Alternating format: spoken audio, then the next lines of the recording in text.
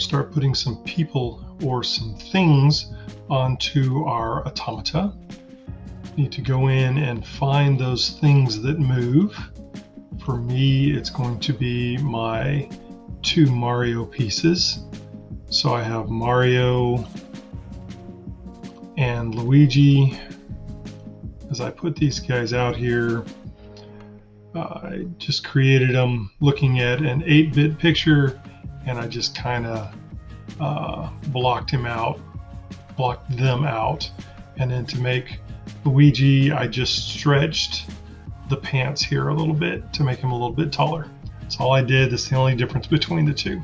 Okay, so to lock these into place, we are going to use the fasten mate.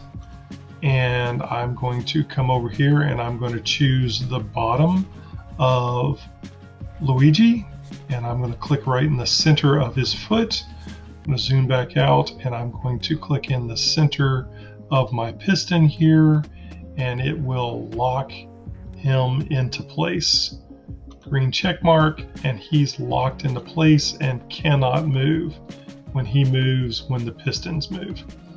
Okay, I'm going to do the same thing with Mario here. I'm going to do a fasten mate. This time I'm going to do it a little bit different. I'm going to again choose the center. I'm going to come over here and choose the top of my piston, the center of the top of my piston. But you'll notice that he is overlapping a little bit, so I want to rotate him. And again, these are little computer pixel people, so when they go through each other, it doesn't really matter. If it was real life, it would, but I'm showing you this so that you can make them pointing in different directions.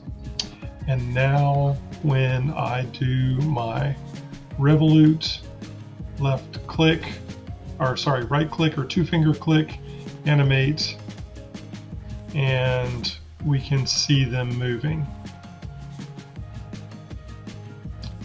And that's the idea, that you can see them moving. So how you end up putting these people on here to tell your little story, that's the direction that you're going to have these little people moving, facing, whatever you need. So there you go.